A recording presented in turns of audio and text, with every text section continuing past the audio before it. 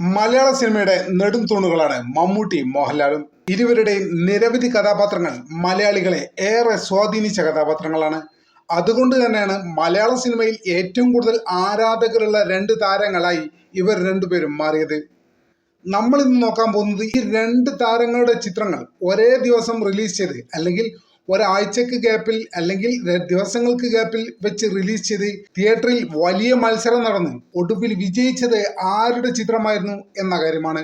ഇരുവരുടെയും നിരവധി clash release സിനിമകൾ മലയാളത്തിൽ ഇതിനോടകം തന്നെ ഉണ്ടായിട്ടുണ്ട്. പക്ഷെ നമ്മൾ നോക്കുന്നത് ഇന്ന് ഏതാനും ചില ക്ലാഷ് റിലീസുകളെ കുറിച്ച് മാത്രമാണ്.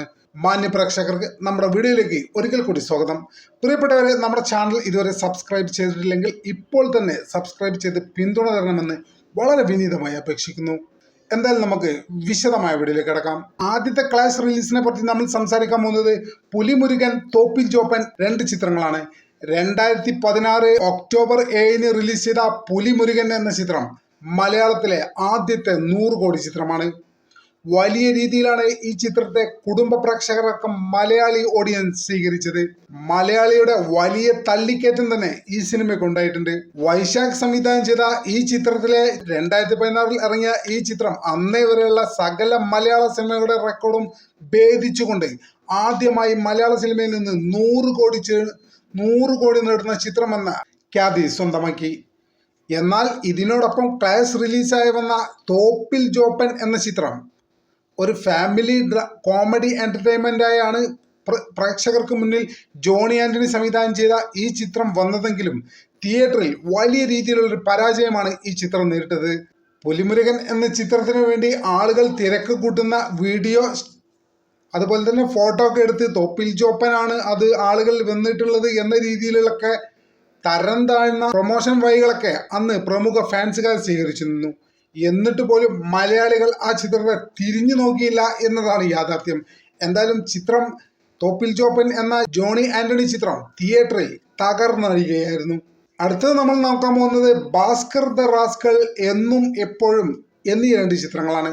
സിദ്ദിഖ് സംവിധാനം ചെയ്ത് മമ്മൂട്ടി, നയൻതാര എന്നിവർ കേന്ദ്ര കഥാപാത്രങ്ങളായി വന്ന ഭാസ്കർ ദ റാസ്കൾ എന്ന ചിത്രം കേരളത്തിൽ വലിയ ഹിറ്റ് ഉണ്ടാക്കിയ ചിത്രമാണ്. ഒരു ഫാമിലി എന്റർടൈൻമെന്റ് ആയ ഈ ചിത്രം ഒരു വിഷു കാലത്തായിരുന്നു കേരളത്തിൽ റിലീസിന് എത്തിയിരുന്നത്. നമുക്കറിയാം, വിഷു, ഓണം പോലുള്ള സീസണുകളിലൊക്കെ കേരളത്തിൽ വലിയ രീതിയിലുള്ള മത്സരങ്ങൾ ഉണ്ടാവും. അതുകൊണ്ട് തന്നെ ഇതേ സമയം നിരവധി ചിത്രങ്ങൾ റിലീസിനുണ്ടായിരുന്നു. ആ കൂട്ടത്തിൽപ്പെട്ട ഒരു മോഹൻലാലിന്റെ ഒരു ചിത്രമായിരുന്നു എന്നും എപ്പോഴും. സത്യനന്ദിക്കാട് സംവിധാനം ചെയ്യുന്ന ഈ ചിത്രം നായികയായി വന്നത് മഞ്ജു വാര്യരായിരുന്നു. സത്യനന്ദിക്കാടിന്റെ ചിത്രമായതുകൊണ്ട് തന്നെ ഫാമിലി ഓഡിയൻസിന്റെ ആദ്യ പ്രിഫറൻസ് ഈ ചിത്രത്തിന് ലഭിച്ചിരുന്നു. ഭാസ്കർ ദ റാസ്കലിന്റെ ഒരു വിജയമൊന്നും ഈ ചിത്രത്തിന് നേടിയെടുക്കാൻ ബോക്സ് ഓഫീസിൽ നിന്ന് സാധിച്ചില്ല. എന്തായാലും ഒരു ആവറേജ് മൂവി ആയിട്ടാണ് ഈ ചിത്രം തിയേറ്ററിൽ പ്രദർശനം അവസാനിപ്പിച്ചത്. എന്തായാലും ഈ സെഗ്മെന്റിൽ മമ്മൂട്ടിയുടെ ഭാസ്കർ ദ റാസ്കൽ തന്നെയായിരുന്നു വലിയ വിജയം നേടിയ ചിത്രം. മോഹൻലാലിന്റെ എന്നും എപ്പോഴും എന്ന ചിത്രം പരാജയമാണെന്ന് നമുക്ക് പറയാൻ സാധിക്കില്ല. എങ്കിൽ പോലും ഭേദപ്പെട്ട പ്രകടനം തിയേറ്ററിൽ കാഴ്ചവെച്ചു. അടുത്തത് പഴശ്ശിരാജ, ഏഞ്ചൽ ജോൺ എന്നീ ചിത്രങ്ങളാണ്. നമുക്കറിയാം, പഴശ്ശിരാജ എന്ന ചിത്രം കേരളത്തിൽ വലിയ രീതിയിൽ പ്രേക്ഷകർ സ്വീകരിച്ചൊരു ചിത്രമാണ്. അത് ആ സിനിമ ഇറങ്ങുന്ന കാലത്ത് നമുക്ക് പ്രതീക്ഷിക്കാനാവാത്ത ഷോട്ടുകളും പ്രതീക്ഷിക്കാനാവാത്ത വിഷ്വലുകളും നൽകിക്കൊണ്ട് വലിയ രീതിയിലായിരുന്നു പഴശ്ശിരാജ എന്ന ചിത്രം കേരളത്തിൽ റിലീസിന് വന്നിരുന്നത്. മലയാളി ഇരു കൈയും നീട്ടി സ്വീകരിച്ച ഈ ചിത്രം വലിയൊരു വിജയമാണ് കേരള ബോക്സ് ഓഫീസിൽ നിന്ന് നേടിയെടുത്തത്. പക്ഷെ നിരാശ എന്ന് പറയട്ടെ, ബഡ്ജറ്റ് കൂടുതലായതുകൊണ്ട് തന്നെ ഈ ചിത്രം സാമ്പത്തികമായി കേരള ബോക്സ് ഓഫീസിൽ വിജയിച്ചോ എന്ന കാര്യത്തിൽ സംശയമാണ്. പഴശ്ശിരാജ എന്ന ചിത്രത്തിന്റെ റിലീസിന് ശേഷം ഒരാഴ്ച കഴിഞ്ഞ് റിലീസ് ചെയ്ത മോഹൻലാലിന്റെ ഫാന്റസി ചിത്രമായിരുന്നു ഏഞ്ചൽ ജോൺ. പഴശ്ശിരാജയുടെ ഈ ഓളത്തിനിടയിൽ ഈ ചിത്രം ഇറങ്ങിയത് മലയാളികൾ അറിഞ്ഞില്ല എന്ന് വേണം നമുക്ക് പറയാനായിട്ട്. തിയേറ്ററിൽ വലിയൊരു പരാജയമായി മാറുകയായിരുന്നു ഈ ഏഞ്ചൽ ജോൺ എന്ന ഈ ചിത്രം. ഇവിടെ വ്യക്തമായ ലീഡ് മമ്മൂട്ടി എന്ന നടൻ പഴശ്ശിരാജയിലൂടെ നേടിയിരിക്കുന്നു. 2001 ഓണം റിലീസുകളായി തിയേറ്ററിലേക്ക് വന്ന രണ്ട് ചിത്രങ്ങളായിരുന്നു രാക്ഷസ രാജാവും രാവണപ്രഭുവും. ദേവാസുരം എന്ന ചിത്രത്തിന്റെ രണ്ടാം ഭാഗം എന്ന പേരിലെത്തിയ രാവണപ്രഭു എന്ന ചിത്രം സംവിധാനം ചെയ്ത സംവിധായകൻ രഞ്ജിത്ത് ആയിരുന്നു. അദ്ദേഹത്തിന്റെ ആദ്യ ചിത്രം കൂടിയായിരുന്നു രാവണപ്രഭു. തിയേറ്ററുകളിൽ വലിയൊരു ഹിറ്റായി മാറിയ രാവണപ്രഭു പ്രേക്ഷകർ ഇരു കൈയും നീട്ടി സ്വീകരിച്ചു എന്ന് നമുക്ക് സംശയമില്ലാതെ പറയാൻ സാധിക്കും. പക്ഷേ രാക്ഷസ രാജാവ് എന്ന മമ്മൂട്ടി ചിത്രം അങ്ങനെ ആയിരുന്നില്ല. തിയേറ്ററിൽ ഭേദപ്പെട്ട ഒരു പ്രകടനം മാത്രമാണ് ഈ ചിത്രത്തിന് കാഴ്ചവെക്കാൻ സാധിച്ചത്. എങ്കിലും പരാജയപ്പെട്ടു എന്ന് നമുക്ക് പറയാൻ സാധിക്കില്ല. ഭേദപ്പെട്ട പ്രകടനം തിയേറ്ററിൽ ഈ ചിത്രം കാഴ്ചവെച്ചിട്ടുണ്ട്.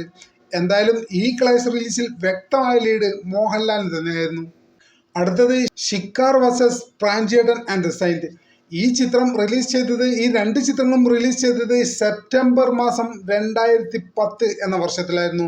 നമുക്കറിയാം, പല സ്ഥലങ്ങളിലും ഇപ്പോഴും ചർച്ചയാകുന്ന ഒരു ചിത്രം കൂടിയാണ് പ്രാഞ്ചേട്ടൻ ആൻഡ് ദ സൈന്റ്. പക്ഷെ ഷിക്കാർ എന്ന ചിത്രം എത്ര പേർ ചർച്ച ചെയ്യുന്നുണ്ട് എന്നത് വ്യക്തമല്ല. എന്തായാലും മലയാളത്തിന്റെ ഒരു കൾട്ട് ക്ലാസിക് ചിത്രമായ പ്രാഞ്ചേട്ടൻ ആൻഡ് ദ സൈന്റ് എന്ന ചിത്രം ബോക്സ് ഓഫീസിൽ വലിയൊരു പരാജയമായിരുന്നു എന്നുള്ള കാര്യം പലരെയും അത്ഭുതപ്പെടുത്തിയേക്കാം. പക്ഷേ യാഥാർത്ഥ്യം അതാണ്. ബോക്സ് ഓഫീസിൽ ഈ ചിത്രം വലിയ പരാജയമായിരുന്നു. എന്നാൽ ഷിക്കാർ എന്ന എം പത്മകുമാർ സംവിധാനം ചെയ്ത് മോഹൻലാൽ നായകനായ ചിത്രം ബോക്സ് ഓഫീസിൽ വലിയ വിജയം നേടിയ ചിത്രം കൂടിയായിരുന്നു.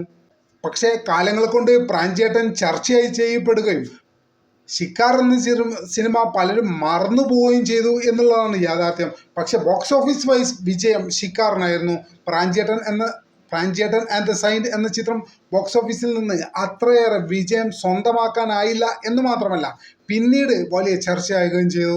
യോധ, പപ്പയുടെ സ്വന്തം അപ്പൂസ്. 1992 സെപ്റ്റംബർ റിലീസ് ചെയ്ത ഈ രണ്ട് ചിത്രങ്ങളും ബോക്സ് ഓഫീസിൽ വലിയ രീതിയിലുള്ള മത്സരമാണ് കാഴ്ചവെച്ചത്.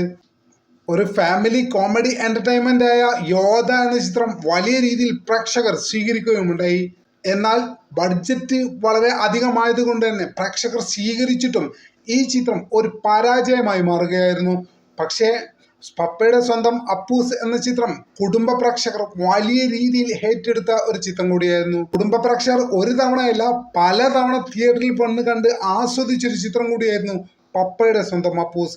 ഈ രണ്ട് ക്ലാസ് റിലീസിൽ വ്യക്തമായ വിജയം പപ്പയുടെ സ്വന്തം അപ്പൂസ് എന്ന സിനിമ സ്വന്തമാക്കി. മിന്നാരം ആൻഡ് സൈന്യം. 1993 സെപ്റ്റംബർ മാസത്തിലായിരുന്നു ഈ രണ്ട് ചിത്രങ്ങളുടെയും മത്സരം.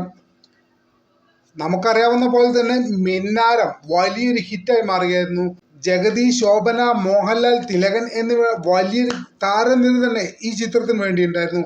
എന്തായാലും കുടുംബ പ്രേക്ഷകരടക്കം മലയാളി പ്രേക്ഷകർ ഇരു കൈനീട്ടി സ്വീകരിച്ച് വലിയ വിജയമായി മിന്നാരം എന്ന ചിത്രം.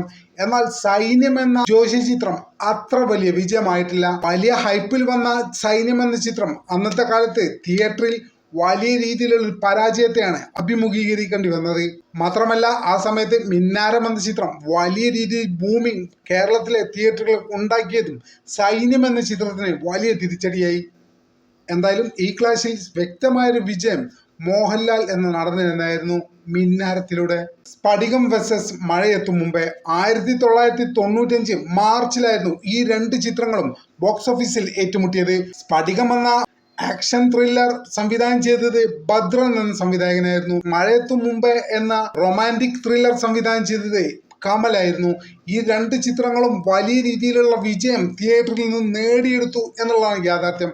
പക്ഷേ സൂക്ഷ്മമായി നിരീക്ഷിക്കുമ്പോൾ കൃത്യമായ മേൽക്കൈ വിജയത്തിന്റെ കാര്യത്തിൽ സ്ഫടികത്തിന് ഉണ്ടായിരുന്നു എന്നുള്ളതാണ് ഒരു യാഥാർത്ഥ്യം. സ്ഫടികത്തിന്റെ ഓളത്തിൽ അർഹിച്ചിട്ടും വേണ്ടത്ര ഒരു വിജയം നേടാതെ തിയേറ്ററിൽ നിന്ന് മഴയെത്തും മുമ്പേ എന്ന സിനിമയ്ക്ക് മടങ്ങേണ്ടി വന്നു. എന്തായാലും ഈ ക്ലാഷിലും വ്യക്തമായ ലീഡ് മോഹൻലാൽ നിലനിർത്തുന്നു. എന്തായാലും ടോട്ടലി നമ്മൾ നോക്കുമ്പോൾ ഈ ചിത്രങ്ങളിലൊക്കെ മോഹൻലാൽ എന്ന നടൻ വ്യക്തമായ ലീഡ് നിലനിർത്തുന്നുണ്ട്. എന്നാൽ ഈ ചിത്രങ്ങൾ മാത്രമല്ല, ഇതിന് പുറമെ ഒരുപാട് ക്ലാസ് റിലീസുകൾ ഉണ്ടായിട്ടുണ്ട്. അതിൽ മമ്മൂട്ടിക്കും പലപ്പോഴും വിജയങ്ങളൊക്കെ ഉണ്ടായിട്ടുണ്ട്. എന്തായാലും അതേ സംബന്ധിച്ച് വ്യക്തമായ ഒരു വീഡിയോ നമ്മൾ ഉടൻ ചെയ്യുമെന്ന് പ്രതീക്ഷിക്കുന്നു. ഇതിൽ ഈ പറയപ്പെട്ട സിനിമകളിൽ നിങ്ങൾക്ക് ഏറ്റവും ഇഷ്ടപ്പെട്ട സിനിമ ഏതാണെന്ന് നിങ്ങൾ ദയവായി കമൻറ്റ് ചെയ്യുക. നമ്മുടെ ചാനൽ ഇതുവരെ സബ്സ്ക്രൈബ് ചെയ്യാത്ത സുഹൃത്തുക്കൾ ഇപ്പോൾ തന്നെ സബ്സ്ക്രൈബ് ചെയ്ത് പിന്തുണ തരണമെന്ന് വളരെ വിനീതമായി അപേക്ഷിക്കുന്നു. മറ്റൊരു വീഡിയോയുമായി ഒട്ടും വൈകാതെ തന്നെ കാണാമെന്ന പ്രതീക്ഷയോടെ തൽക്കാലത്തേക്ക് ഇവിടെ പറയുന്നു. നന്ദി, നമസ്കാരം.